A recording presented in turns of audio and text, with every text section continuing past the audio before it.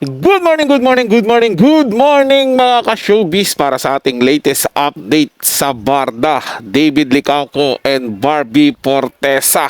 He said, she said. Parinigan, pakiramdaman ng Barda. At ang video na yan ay hatid po sa atin ni Binibining Anonymous. Nasa description po yung link ng kanyang channel. Bisitahin lang po. At syempre huwag niyong kalimutan na mag-subscribe dito sa ating channel at i-hit ang notification bell para lagi kang updated sa mga bagong balitang showbiz. Panoorin at pakinggan ng buong detalye at ikaw na ang humusga. People are interested to know about your love life, about David.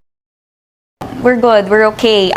We have a lot of brand shoots, kaya sobrang nagpapasalamat kami dahil hindi pa rin nawawala ang trust sa amin ng brands at ng fans. Nararamdaman pa rin namin ang pagmamahal sa amin ng mga tao, and so we're grateful for that. Maybe now I realize it's not about being ready to be in love or to fall in love again. It's really fully loving yourself. Kasi feeling ko naman pag nasa tamang posisyon ka na sa buhay, the right person will attract. Parang makaka-attract ka ng tamang tao. It's still really all about you being ready or not. Ganyan.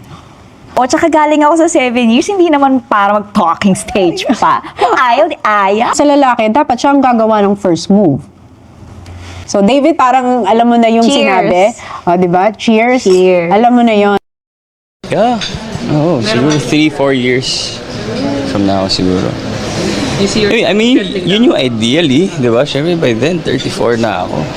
Alam nga naman wala pa. So, sa dami din ng mga showbiz friends mo, celebrity showbiz friends mo, sino yung gusto mo unang makatikim ng taho at gusto mong bigyan ng flavor? At ano ng flavor yun? Yan, si Dustin. Si Dustin. Ano Si Barbie.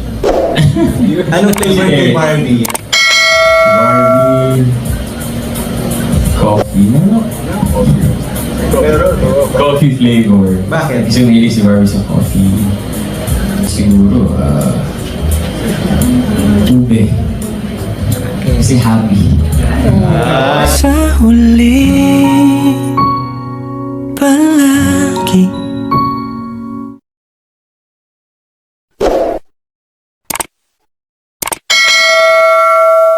Sobrang cute at sobrang napaka ng Barda, yung natural sa kanilang mga sinasabi sa isa't isa. Hindi ko nga po alam bakit masyado pa nilang pinapatagal yung mga bagay-bagay. Sa bagay, hindi po natin sila masisisi. Siyempre, siguro kailangan pa po nila ng mga panahon para talaga kay Barbie paghilumin yung sugat ng nakalipas na relasyon niya.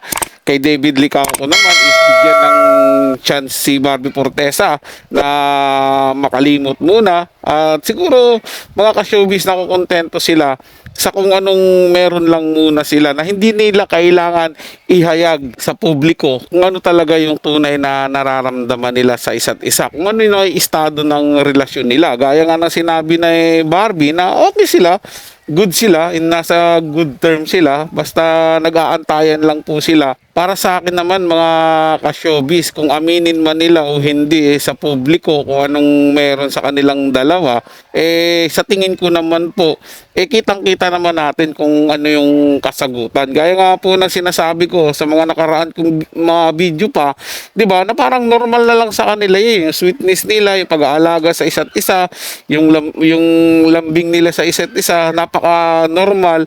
So, ikaw ba, sa sarili mo, hindi mo ba naiisip na special talaga yung turingan nila sa isa't isa? Doon pa lang po, mga ka-showbiz, mapapaisip ka na. Kaya hindi naman natin na kailangan na totally aminin talaga nila ang estado ng kanilang relasyon. Hayaan na lang po natin na enjoyin nila yung moment nila na ganyan sila, 'di ba? Para hindi masyadong mabigat sa kanilang mga tawag na itong responsibilidad sa isa sa kanila, siyempre siguro may mga priority muna silang inaasikaso ngayon bukod doon sa pagiging love team nila, kasi si David may mga negosyo, si Barbie may mga commitment din sa ibang bagay.